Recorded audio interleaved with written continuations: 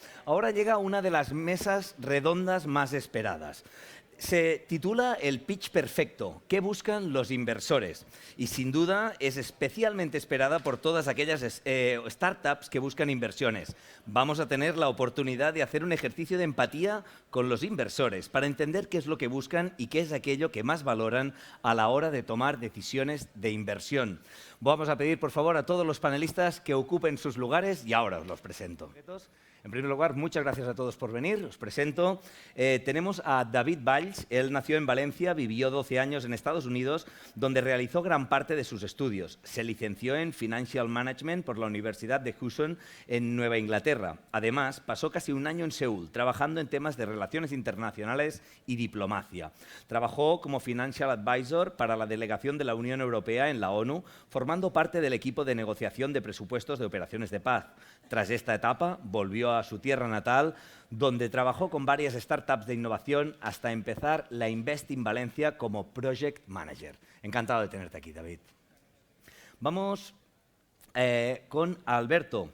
Graduado en Económicas por la Universidad de Valencia y máster en Emprendimiento y Liderazgo por EDEM Escuela de Empresarios, su gran pasión por el mundo de las finanzas lo ha llevado a especializarse en inversiones. Desde hace aproximadamente año y medio se desempeña como gerente en la empresa Big Bang Inversores Privados. Un placer, Alberto Andújar, tenerte hoy aquí también. Gracias a vosotros. Tenemos también a Paloma Mas. Ella es comunicadora por vocación y geek por afición. Perdona que lo digamos así, pero empezó a los 14 años colaborando en radio y se mantuvo 10 años más en las ondas. Como gran apasionada de la comunicación, desde los 14 años colaboró en radio, lo que le llevó más tarde a estudiar un doble grado de comunicación audiovisual, publicidad y relaciones públicas. Creció con Tech Hub en el campus de Madrid de Google y aprendió del mundo de la tecnología y la innovación, y desde entonces se dedica a ello. El esfuerzo y la constancia la han llevado a ganar reconocimientos y premios por su trabajo. Actualmente es parte del equipo de inversión y comunicación de Plug and Play Ventures, especializándose en varios sectores. Gracias. Gracias, Pati, por estar aquí. Me encanta la frase, es verdad, es que soy un poco friki, pero está bien, ¿eh? O sea, yo creo que con dignidad. Aquí no se salva nadie, ¿eh? Creo que más que menos. Y finalmente tenemos a Lucas de la Vega, que tras trabajar un año en Londres, en Morgan Stanley, volvió a España a montar su proyecto emprendedor, Global y Accelerator. En 2014 retomó el sector de la banca de inversión de la mano de BNP, haciendo crédito y financiación estructurada. El giro en su carrera llegó en 2018, pasando del mundo de la banca de inversión al mundo del Venture Capital. Desde hace aproximadamente 2 años y medio se desempeña como director de inversión en Zubi Capital de la familia de Zubi Labs. Como podéis ver, tenemos un plantel brutal de personas que nos pueden dar un muy buen insight de cuál es la visión del inversor. Así que, si os parece, son muchas las cuestiones que nos gustaría tratar, pero vamos a empezar con algo muy sencillo y a ver qué tal vamos. ¿Qué es lo que buscáis? Esto es como la pregunta del millón, ¿eh? No, a ver, bueno, lo primero, muchas gracias a las cámaras, a la organización por invitarnos. Creo que estamos encantadísimos de estar aquí en esta primera edición. Por parte de Plug and Play, nosotros que somos un fondo americano, básicamente lo que intentamos es buscar pues aquellas soluciones que tengan un mix perfecto de ganar dinero y, por supuesto, cambiar el mundo, ¿no? Siempre lo digo así como muy en crudo, pero es que es la realidad. Al final, los inversores cuando invertimos motivados por 2 cosas, básicamente. Uno, por lo que hace la startup o el proyecto, lo que significa ese proyecto. Y 2, por la rentabilidad que nos va a causar. Y eso lo queremos desmitificar porque parece que los inversores en startups vengamos como muchas veces como a ser muy creyentes de todo lo que se hace, pero la realidad es que hay una serie de pasos y una serie de aspectos que creo que son importantes y definitorios, ¿no? En nuestro caso, una combinación de varias cosas. Buscamos que el proyecto tenga un buen fit en el mercado, que sea interesante y sobre todo pues eso, que nos conquiste básicamente con nuestra tesis de inversión, que si queréis dejo a mis compañeros y luego hablamos de las tesis, que es otra vez. Llegará el momento. Bueno, en Big Bang no somos una gestora, somos una red de inversores privados, pero realmente somos muy agnósticos tanto con sectores como con valoraciones y fases. Buscamos, eso sí, desde pre-seed hasta early stage, con múltiples sectores, múltiples tecnologías, porque al final es el inversor final al que nosotros canalizamos la startup quien va a decidir invertir. Sí que es verdad que también hacemos vehículos de coinversión en el cual sí que se definen algunas tesis, pero se definen muy en el momento, se hace una tesis sectorial y se establecen esos criterios. Pero en general somos agnósticos. De hecho, nos enorgullece decir que somos la red donde todos tenéis cabida, porque excepto algún proyecto que a lo mejor puede escapar un poquito de esa tesis tan amplia que tenemos, todos los proyectos nos interesan, los analizamos y los canalizamos también a los inversores. Magnífico. En el caso de Lucas es un poquito diferente. Bueno, sí, nosotros Lucas, cuéntanos. somos inversores de impacto y lo que buscamos principalmente es solucionar un problema o reto social o medioambiental, ¿no? Y a partir de ahí utilizamos la empresa como instrumento para hacerlo. Pero primordialmente lo que vamos a medir a la hora de invertir es la capacidad de una compañía de solucionar un problema social o medioambiental. ¿Ves? Y esto es lo que me gusta, porque aquí en Investing Valencia lo que buscamos es inversores que inviertan en startups que causen impacto. Lo que buscamos es inversión de fuera de Valencia, que venga a la ciudad, que cause impacto, que genere empleo y que básicamente traiga lo mejor que pueda ser a nuestra ciudad. Magníficas presentaciones. La verdad es que contamos con muy buena perspectiva para abordar las diferentes cuestiones. Somos conscientes que generalizar es muy difícil porque cada caso es un mundo, aunque vemos que estáis muy abiertos a escuchar todos los diferentes casos y que cada cosa tiene su lugar. Pero así a modo general, que yo entiendo que es lo que más se va a acercar al grueso de nuestra audiencia hoy, ¿existe una checklist de cosas que la startup tiene que cumplir sí o sí a la hora de entrar en este proceso de inversión? Yo creo que más que tiene que cumplir, tiene que preparar, ¿vale? Y aquí es uno de los puntos clave de cuando os enfrentáis a un inversor, que es la preparación. Yo creo que mucha gente confunde el querer dinero o no tener recursos o estar empezando con la preparación y no tiene nada que ver. Tú puedes ser un proyecto recién empezado con una gran preparación a la hora de enfrentarte a la hora de presentarte a un inversor. Muchas veces la gente se cree simplemente que por conocimiento propio del producto, de lo que está creando, puede ir a cualquier persona y vendérselo, y ni mucho más lejos de la realidad. O sea, nosotros en el caso de Plug and Play nos fijamos mucho en cómo es esa preparación, ¿no? Y cuando hablamos de preparación hablamos de, por ejemplo, saber cosas como qué es tu proyecto y qué problema soluciona. Por ejemplo, eso sería como el inicio, ¿no? Luego entender muy bien tu mercado. ¿Es un mercado nuevo? ¿Es un mercado viejo? ¿Es un mercado que está en transformación? ¿Que no está en transformación? Y eso simplemente se puede concluir buscando referencias, buscando reportes y buscando muchas cosas que impliquen que tu mercado está de una manera u otra y que tú tienes el conocimiento del mismo.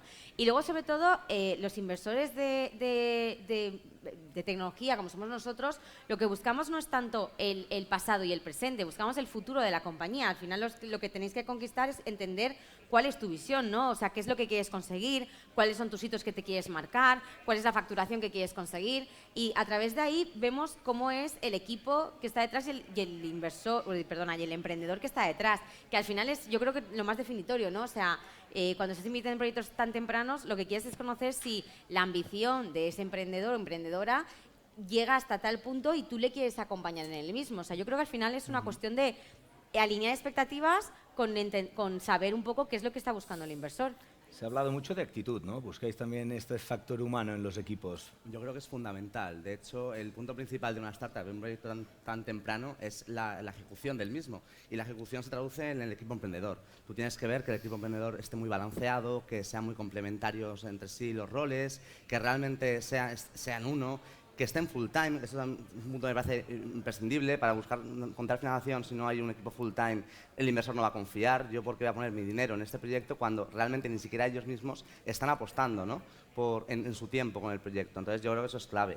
Por complementar un poco lo que también decía Paloma, ¿no? Pues a ver, ¿qué cosas tiene que haber en un pitch o en un deck? Pues bueno, todos sabemos pues, que tiene que haber un problema-solución, tiene que haber un mercado que además esté cuantificado y que sea un mercado en crecimiento, que luego realmente esa inversión se pueda traducir en un rendimiento para el inversor. Los inversores muchas veces no quieren, o sea, ellos no necesitan que el proyecto funcione y ya está, necesitan que funcione muy bien y que luego esa inversión pueda dar el retorno de toda la cartera. Entonces, para eso necesitamos un crecimiento exponencial que pueda multiplicar bastante el capital. Entonces, y luego ya, por dar un último matiz, sí que yo no hablaría tanto de checklist, sino de red flags. Hay algunas red flags que tenéis que tener súper controladas a la hora de buscar financiación. No vayáis nunca al inversor sin saber quién es. Eso es principal, o sea, por favor, informar de quién es el inversor, quién es el interlocutor. Y luego ya me parece también súper importante el tema competidores. Nunca le digáis a un inversor que no tenéis competidores, porque en 5 segundos lo va a buscar en Google y lo va a encontrar. Y si lo encuentra él en 5 segundos, te va a preguntar cómo es que tú no lo conocías. Un competidor no tiene por qué ser una persona que haga lo mismo, sino que resuelva lo mismo que tú. Entonces, eso, por favor, tenedlo muy en cuenta, porque eso yo creo que es el principal red flag que nos hemos encontrado. Muy en línea con lo que decís ambos, para mí el 50% de trabajo es hacer research sobre con quién vas a hablar, ¿no? O sea, al final, modelar el mensaje es muy distinto. Nosotros, yo y Paloma, hemos convertido en alguna compañía y la realidad es que probablemente el discurso que yo he recibido no es el mismo que el que ha recibido Paloma, porque Paloma busca pues mucha más exponencialidad, entrar en etapas más tempranas, cosas ligeramente distintas, ¿no? Pero creo que es muy interesante hablar con muchos inversores, foguearse, hacer una pre-ronda de contactos, tratar de entender, tratar de buscar a alguien que sea un insider dentro del mundo de la inversión, simplemente para entender qué carácter tiene cada uno de los inversores con los que vas a hablar, quién es el más adecuado para ti. Y eso, para mí, es el 50% del trabajo. Evidentemente, luego hemos hablado de business plan, de equipo y un montón de cosas, pero doy por hecho que solo se financian las mejores compañías y que todos los checklists los vais a tener, ¿no? Pero yo lo que más me encuentro, en mi caso, que además tenemos un producto bastante especial, que es de deuda, es que gente que viene sin saber exactamente qué es lo que hacemos en mi fondo, ¿no? Y dice, bueno, yo estaba buscando capital, pero también me vale lo que haces tú, ¿no? Y ese es como el primer super red flag de decir, bueno, pues igual a mí no me vale lo que haces tú si has venido sin entender qué producto financiero tenemos nosotros y qué dinero estamos ofreciendo. Al final hay un ejercicio de empatía, ¿no? Saber dónde vas y hacer todo un trabajo previo para también entender este mismo trabajo que estamos haciendo ahora, para entenderos a cada uno, pero en el caso concreto de tu proyecto para encajar con el inversor.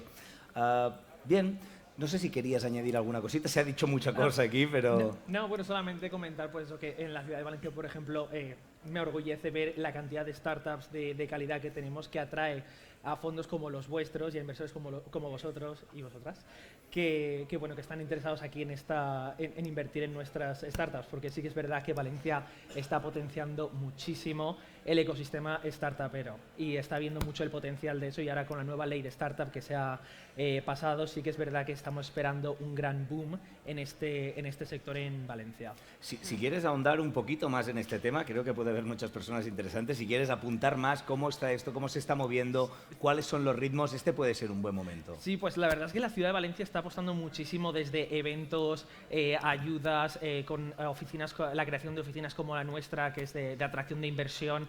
No es solo inversión de empresas que quieran extender a Valencia, sino también pues inversores de capital, inversores, fondos, venture capitalists, porque lo que queremos es, al fin y al cabo, pues esas startups que están generando aquí, que crezcan, y que sean un rol aquí importante. Y también atraer empresas de fuera. Sí que es verdad que estamos viendo mucha atracción de empresas de fuera, sobre todo de Latinoamérica y otras partes de Europa, que están considerando Valencia, y es verdad que ahora con la nueva ley de startups sí que están más convencidas que Valencia es el sitio para estar.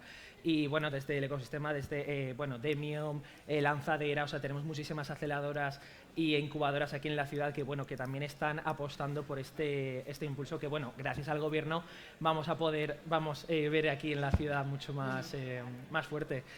Y sí, más o menos. Estamos en un buen momento, ¿no? Sí, por lo que veo, estamos exacto. en un momento de oportunidades, de Exacto. crecimiento y expansión. Me alegro muchísimo de que así sea. Bien, habéis hablado de diferentes mercados, habéis hablado de diferentes estados, habéis hablado de equipos también. Ahora una pregunta interesante, también para que cada uno se ubique un poco. ¿Creéis que existe alguna prioridad en algún sector concreto actualmente, en algún tamaño de empresa o incluso en algún estado de financiación?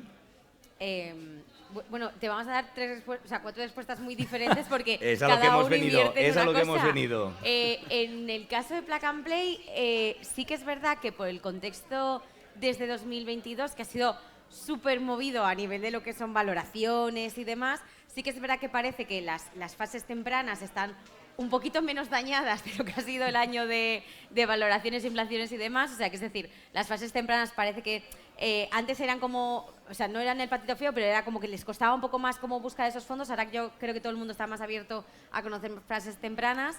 Y respecto a industrias, bueno, sí que es verdad que hay una serie de tendencias que están un poco más en alza, ¿no? Pues como es el tema de todo lo que es foodtech, todo lo que es el tema de salud, que la pandemia también ha hecho mucha mella en ello, todo lo que es el tema de todo lo que viene sobre sostenibilidad, véase energía, véase cambio climático, véase reducción de uso de plásticos, nuevos materiales, o sea, todo ese ámbito está muy de moda, pero tampoco quiero decir que esto significa que esa gente, o sea, que la gente que quiera emprender o que tenga un negocio tenga que estar vinculado a eso, ¿no? Yo creo que al final las industrias lo único que marcan es una tendencia social general, o sea, pero no marcan una diferencia. O sea, yo creo que cualquier empresa, por ejemplo, en el mundo de la banca, que esté creando un nuevo proyecto, si el proyecto realmente resuelve un problema actual, pues bienvenido va a ser igual. O sea, al final lo que se trata es de entender muy bien los mercados y qué está pasando en ellos, ¿no? Y si tú tienes experiencia en, yo qué sé, la industria textil o por un ejemplo, y crees que puedes crear algo que pueda cambiar esa industria, pues oye, bienvenido sea, ¿no? O sea, si me conquistas a mí para que yo te compre igual, pues será una maravilla. En el caso de ellos es distinto, además. O sea, sobre todo en el de Lucas. Sí, bueno, yo creo que lo has definido muy bien. Nosotros tenemos 3 temáticas que vemos como enormes y como bueno, un campo todavía muy vasto por recorrer, que son clima, que lo has mencionado, salud y educación, ¿no? Educación porque cada vez se estudia más, es más recurrente, no hay un principio y un fin de tu educación, sino que es algo mucho más continuo. Salud, bueno, yo creo que es un campo que históricamente ha sido el más financiado y que evidentemente pues tiene mucho margen de mejora. Y clima quizás es el último de ellos y es el que más ha traccionado en los últimos 2 años, yo diría. Pero ahí, bueno, hay una revolución con los créditos de carbono, con nuevos materiales y nosotros, desde luego, estamos puestos ahí, ¿no? Como dice Paloma, no quiere decir que no te vayas a financiar fuera de eso, pero potencialmente, y es algo que copiaré en futuros discursos porque me ha gustado mucho, no es más que el reflejo del interés de la sociedad por estas temáticas. O sea, así de sencillo. Yo, por ejemplo, Lucas decía, a mí la educación es súper importante y, sin embargo, nosotros, por nuestra experiencia, por nuestra manera de ver las cosas, pues no lo es tan importante. ¿Quiere decir que la educación no es importante? Ni mucho menos, por el amor de Dios. Pero sí que es verdad que a lo mejor por el tipo de experiencia que yo tengo, pues no es tan importante. De ahí lo que ha referenciado muy bien Alberto, que decía que es muy importante conocer con quién estás hablando, pero no en el mundo de la inversión, en general con cualquier persona, con cualquier cliente al que te vayas a presentar, ¿no? Al final, si yo, por lo que sea, tengo una conversación súper interesante contigo de educación, pero no es mi campo de experiencia, es una pena que eso no se vaya a producir en un final feliz, ¿no? Por así decirlo. Entonces yo creo que tanto la responsabilidad del inversor por conocer vuestros proyectos como la de la gente de conocer qué hace el inversor. Claro, de hecho, gran parte, los fondos están verticalizados, entonces al final aquí está la gran magia. Tú puedes ir al fondo realmente a buscar financiación que realmente va a entender este problema, esta solución y le va a interesar apostar por ello. Entonces al final los sectores tendencia, pues un poco lo que comentaban, yo creo que dentro de 5, 6, 7 años todas las startups van a tener que tener un componente de ESG o que estén alineados con objetivos de desarrollo sostenible. O sea, al final eso va a pasar, se está pasando ya, ¿no? Pero eso no quiere decir que tu proyecto, tu foco de la startup sea sostenibilidad. O sea, al final tú tienes que resolver un problema y también, pues, en paralelo, pues, poner este factor, ¿no? También que sea sostenible, que haya un impacto social, medioambiental y económico. Y luego, pues bueno, también lo que comentaba también Paloma, en cuanto a fases, yo creo que estamos viendo un trasvase enorme de cómo los fondos están aterrizando a invertir en seed y en pre-seed. A lo que hace unos años yo creo que estaba un poquito más adelantado, ¿no, Sí. Paloma? Sí, no, a ver, nosotros llevamos invirtiendo en fases tempranas ya desde hace 20 años fácilmente. Sí. Lo que pasa es que sí que es verdad que antes nosotros éramos como más los patitos feos en este caso, porque no era tan atractivo invertir en seed, porque claro, eran, pues, o sea, la gente los visualizaba al empresario, ¿no? o al emprendedor como, pues eso, como alguien que aún no tenía ni idea de lo que estaba haciendo y ahora, pues, todo el mundo quiere acercarse a esas fases por las valoraciones y otro discurso que nos tendría media hora Jordi. Así que yo No, creo tranquila. Lo que me gusta de esta mesa es que se dinamiza sola. No sé si os habéis dado cuenta. Sí. Se van dando paso uno al otro, ¿Sabes se qué pasa? Que conocen, encima saben los perfiles. Estas semanas nos hemos visto mucho y entonces hemos podido estar... Pues se nota y es una Vamos. maravilla. Estoy de espectador, en realidad. Es lo mejor que puede pasar en una mesa.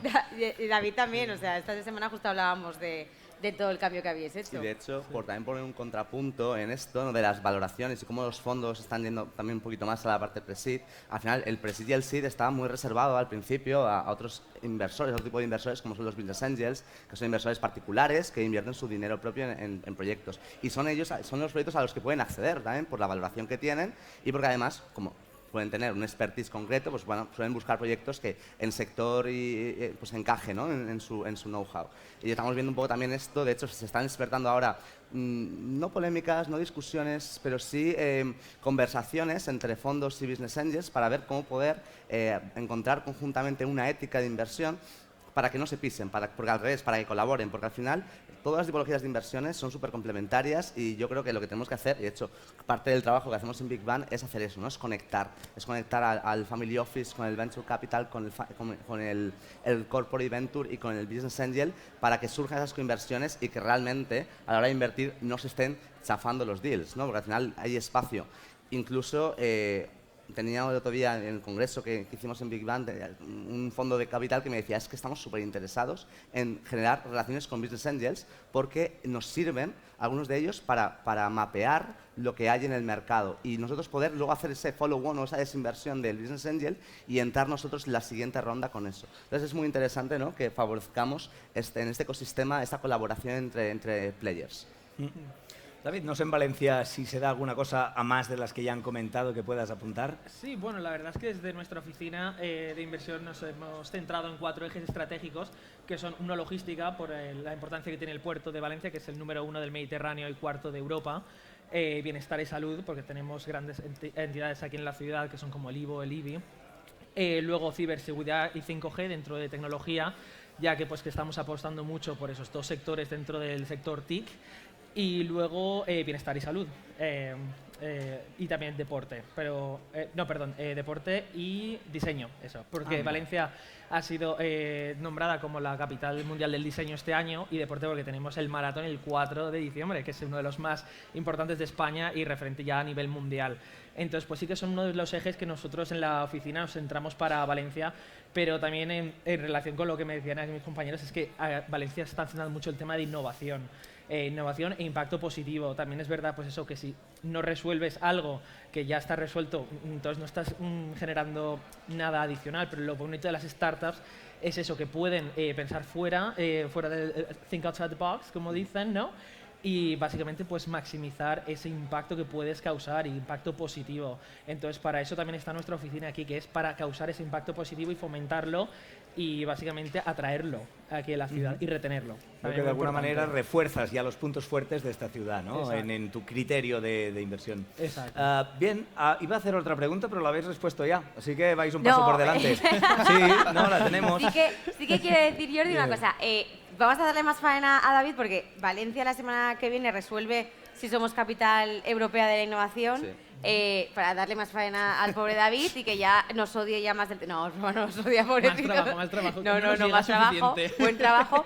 Pero es curioso destacar que en el caso de Valencia hemos sido nominados a innovación, no a tecnología ni a tal. Y eso es muy curioso porque la innovación implica muchas cosas. No solo implica la tecnología, ¿no? Implica cómo la ciudad se está adaptando a los cambios de la sociedad en general. Y cuando hablamos de tecnología también hablamos de la pequeña pyme, hablamos de la mediana, hablamos de este tipo de congresos que lo que intentan potenciar es que la gente esté al día de lo que está pasando, ¿no? Y yo creo que por eso Valencia ha sido finalista junto a otras 3 ciudades de Europa, como Marsella y Espoo, en Finlandia, y que nos diferencia de otras muchas de España y de Europa, ¿no? El hecho de que se ha sabido adaptar perfectamente a los cambios sociales y a lo que la ciudad le está demandando, ¿no? Y insisto, no es una cosa del mundo tecnológico, que está muy bien, mola mucho las startups, pero también es de esa empresa tradicional que también ha dicho, oye, no, hay que renovarse, hay que saber estar y hay que saber estar para no morir, ¿sabes? Y eso yo creo que es importante destacar.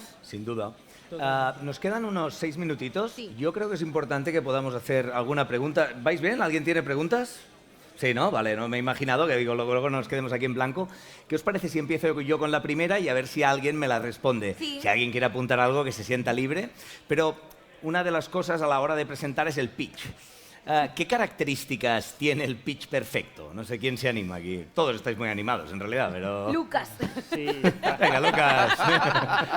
para mí es curioso, pero yo creo que todos nosotros recibimos un aluvión de intereses, ¿no? De gente, y lo más interesante, igual estoy siendo un poco egoísta, pero si es breve, probablemente mejor, ¿no? Porque al final las ideas son las que son, ¿no? Nosotros, si a mí me pasa mucho, ¿no? Se acerca alguien y me dice, oye, tal, tengo esta compañía de gaming que estamos desarrollando este tema de blockchain con NFT. Digo, fenomenal, no resuelve nada de lo que yo quiero hacer y nos hemos ahorrado mucho, ¿no? En cambio, alguien me viene y dice, oye, estamos desarrollando esta granja de insectos o este desarrollo de energía renovable y demás. Y digo, vale, fenomenal, vamos a sentarnos y vamos a hablar más, ¿no? Pero yo creo que dar suficiente información y escuchar al interlocutor que tienes delante, porque nuestro trabajo es invertir el dinero que tenemos comprometido en nuestros inversores, ¿no? Y en muchos casos preferimos ser proactivos como inversores a la hora de buscar compañías que esperar a que vengan con un discurso totalmente formado, ¿no? Muchas veces es, para mí, la brevedad lo que hace más, y la síntesis, lo que hace más potente un mensaje. ¿Algún apunte? No, yo creo que vamos a directamente a las preguntas, ¿no? Sí, ¿os parece? Bueno, tú Sí. tenías ahí Paloma, un... es que ya me estás cortando, tía. Ay, perdón. No, Mis no, disculpas, caballero. No, a ver, coincido al 100% con Lucas. Sí que es verdad que al final, para mí lo importante, aparte de que sea muy breve, es que tenga información perfecta, la información justa. Yo necesito saber en esta primera lectura si me encaja o no. Entonces, intenta poner siempre las métricas clave, necesitamos saber también pues, la valoración pre-money, cuál es el capital raising, un poco esos datos clave para ver si me encaja o no, para poder hacer el filtrado. Luego ya, si nos interesa, ya te diremos más información y ya seguiremos hablando. Pero al final, en la primera ronda del pitch, tienes que dar como los puntos clave para hacer el filtrado. No solo es el concepto, sino estos puntos que son esenciales para tirar adelante, ¿no? Bueno, muy bien, pues nada, abrimos la ronda de preguntas. Quien tenga una pregunta, levanta la mano. Tenemos a Alejandro que le acercará el micrófono. Este es el momento. Por favor. Bueno, buenas tardes y bueno, primero agradecerles por la charla y por la mesa redonda. Y tenía una pregunta para David. Habías dicho que, bueno, que una de las cosas más importantes es retener el talento, o sea, no solo crear un ecosistema, sino retenerlo, que ya sea talento pues, personal o de empresas o de startups o de venture capitals que vengan aquí.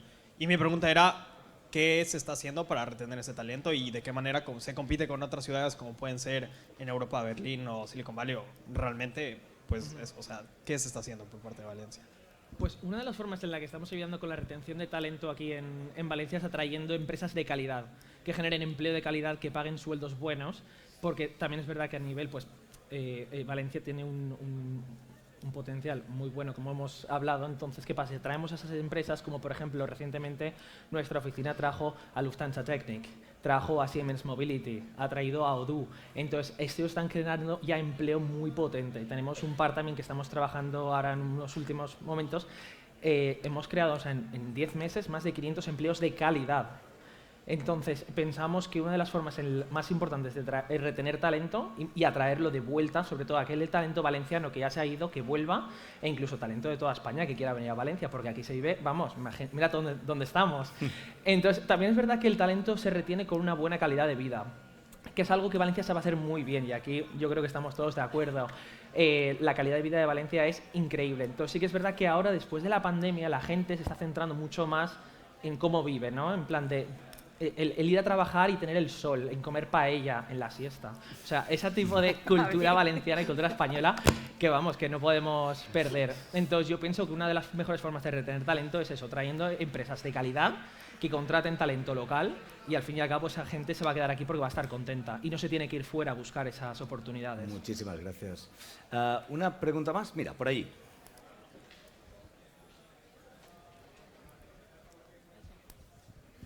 Hola, a ver, muy guay la charla, la verdad. Me gustaría preguntaros, porque yo como CEO de una startup me veo en el caso opuesto, vale, tengo pocas balas, tengo que aprovecharlas bien, hay que ser concreta. Y me ha gustado mucho eso que habéis comentado de normalmente no nos gusta ver ni el pasado ni el presente, sino más un poco el futuro.